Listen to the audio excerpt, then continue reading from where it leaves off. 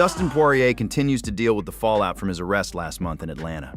Poirier recently revealed that a major sponsor cut ties with him just hours after his Father's Day arrest. Now, in an interview with Ariel Helwani, Poirier revealed that Bud Light was the company that immediately terminated its contract with him following the incident. What could you tell us about that? Where do you think stand between you and Bud Light? No, they terminated my contract immediately. Oh, I'm sorry to hear that. No, it's all good, man. I don't need that poison in my life.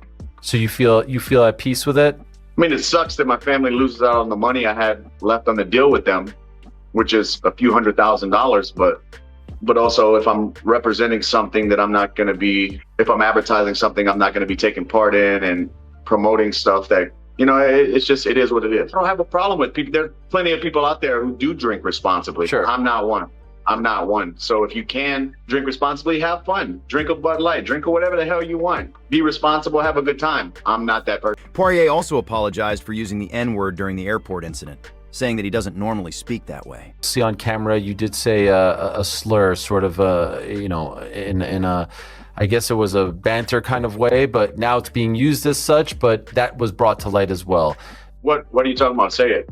Well, I don't want to say it. I don't use that word, but if you don't say it, I'm not going to know what you're talking about. I know. Growing up where I grew up, when I was a kid, speaking like that was a normal thing where I come from, where I grew up, the people I grew up with. And I don't talk like that. My daughter's never really heard me talk like that. But just in the moment, drunk, I go back to these dark times, and I apologize, man. I shouldn't have said what I said, and I didn't mean it in a racist way at all, but that doesn't matter. That's not something that should be said ever. Former UFC strawweight champion Chong Wei Lee has had a professional makeover. She shared a video of her new look on Instagram, and fight fans were so rattled by the transformation that some of them were insisting the results were aided by AI.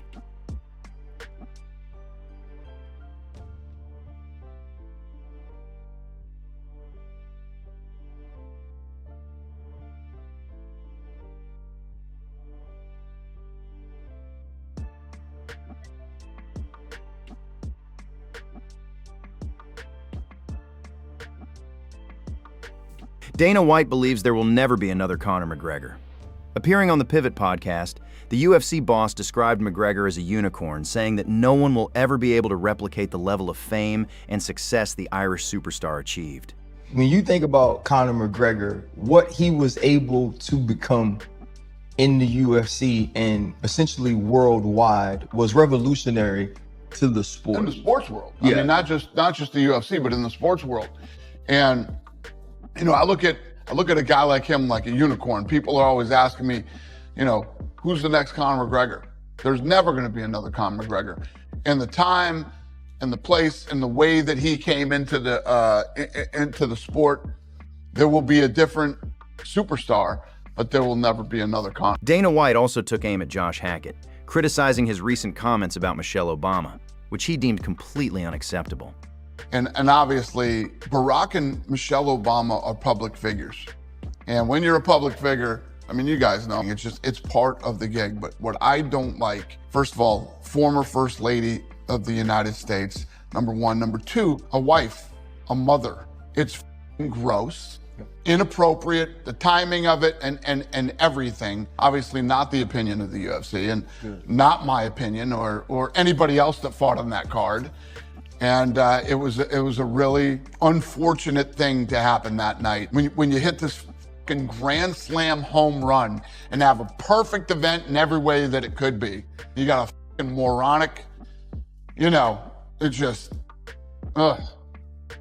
But, other than that, it was a great fucking night. Yeah, what are you gonna do? Left and right can both look at that. You can't tell me that everybody on the right went, yeah, she's a man. And people were like, what an idiot. Yeah.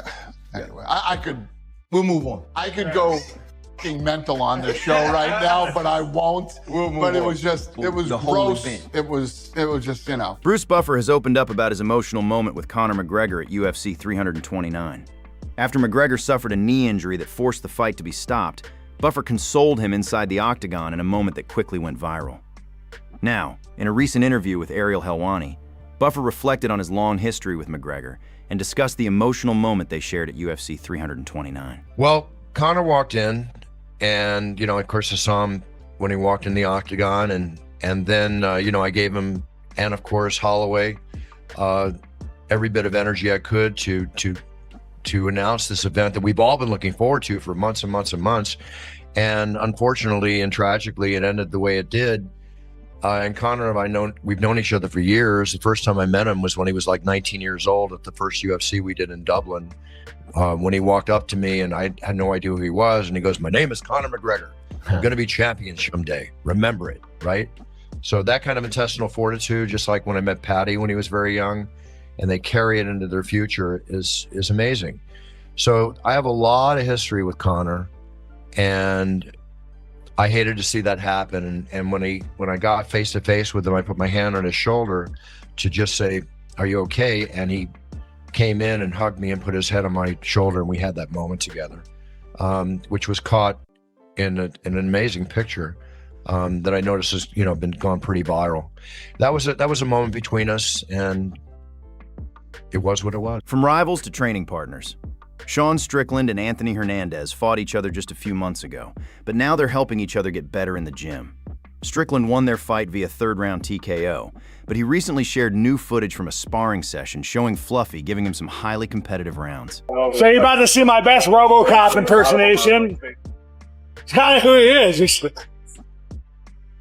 Hey. Work off, let's go!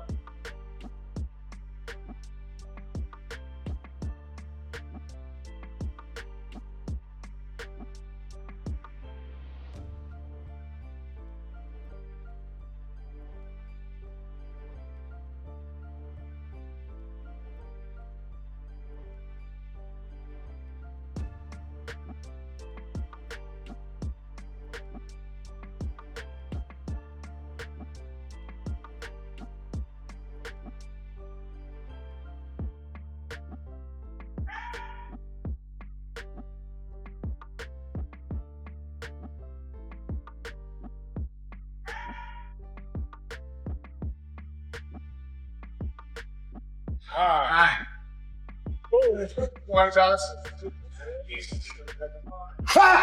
That it or there one more? That's fine. Okay, good. Well, thank you so much for listening. You shit. I'm here for you. Thank you. Have a good day. Real tough Mexican. Islam Makhachev and Ian Machado Garry are set to clash in one of the biggest UFC title fights of the year. Here's what MMA experts, former champions, and analysts are predicting. You think Ian Garry has a shot? I think Ian has a real chance. If Ian Garry can get off sharp combinations early, he could stun him. He's fast.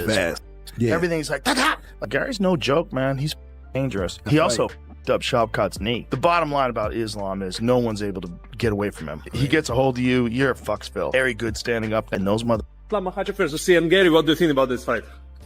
Oh, I'm going with Islam because he has a wrestling background, and it's hard to beat wrestlers. So Islam, he may just be one of the greatest fighters in the world right now.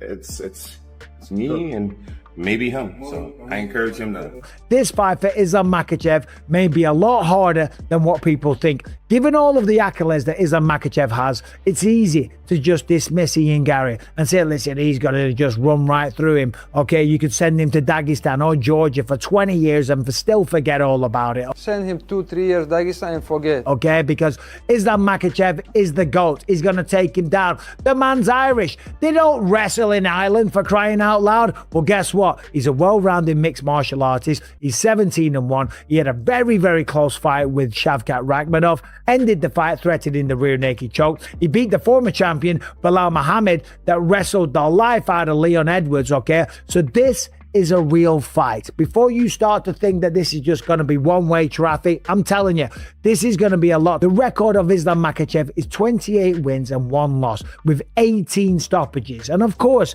if he can get a hold of Ian Garry and take him down, yeah, it's probably going to be easy. Ian will struggle to get back to his feet, and I don't think he can match Islam in terms of jiu-jitsu or submission grappling, okay?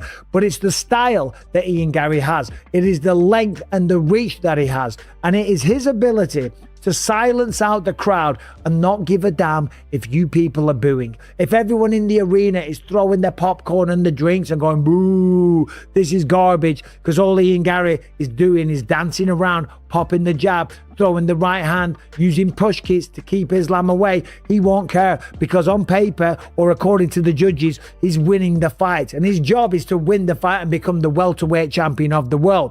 But of course, it ain't gonna be easy. Islam's gonna go forward. I'm just saying, Philadelphia. I know how good Islam Makhachev is. I know how talented he is. He's 29-1 in the sport. He's a 2-weight division champion. He's the most successful lightweight champion of all time and had the most lightweight defenses of all time. He is the current welterweight champion of the world. He came up a division and won the title. He is tied for the longest consecutive active win streak in UFC history. And if he wins his next fight against me, he will break the record for the longest consecutive wins. And that's the man I get to fight to prove that I'm the best in the world. Sounds to me, though, like all of those things are your energy source. When I beat him, it is undeniable that I am great. I wanted to be a world champion. I wanted to prove I was one of the best in the world. And I have to do that by beating some of the best in the world. So for me, there's no... Бегает вот сдалека, с дистанции бьет. Такого высокого соперника у нас не было. 193 сантиметра. Высокий, да. Да, более 190 рост. Руки длинные, ноги длинные, выбрасывает. Ну, опять-таки, надо будет за ним бегать, собирать его. Надо будет хватать, собирать, валить. Тяжелый бой будет. И... скоро 35. Угу. Он 91 уже года, да, получается? 91, октября, скоро 35 будет. Все вместе, стилистический возраст, это все, я считаю, что будет тяжелый бой. Ну, не легкий бой. Ну, я всегда их готовлю к тяжелому бою. И Умара, и Усмана, и Ислама. Я им всегда говорю, на вас, ребята, настраиваются по-другому. На вас, ребята, настраиваются вообще по-другому. Это всегда так бывает. Если они готовились бы на условно там на Пратиса или Моралеса, да, они бы готовились по-другому. Там, а здесь уже у них энергетика, все. Если они проявят себя против вас, они становятся сразу автоматически звездами. Do you think he respects you as a threat? Do you think he respects you as a fighter? If he won't, he will. If he doesn't right now, he will when I'm finished the fight with him. And if he doesn't respect me, then he's in for the shock of his life. After Covington suggested he would rather explore other options than face Bilal, RAF has responded. In a recent interview with MMA Fighting, RAF co-founder Chad Bronstein dismissed Covington's claims and confirmed that the wrestling match between Covington and Muhammad is still scheduled to take place at RAF 12. So, one is, you're right about that. Kobe is an investor, but at the end of the day, Izzy and myself will make the decision if he, for the matches, and he knows that. And two is, he's going to wrestle Bilal. The question is it going to happen in Cleveland, or is it happening in Miami? But it will. We're figuring it out. Right now, it's set for Cleveland, but he's definitely wrestling Bilal. Thanks for watching. If you enjoyed the video, don't forget to like, subscribe, and turn on notifications so you never miss the latest MMA news. See you in the next one.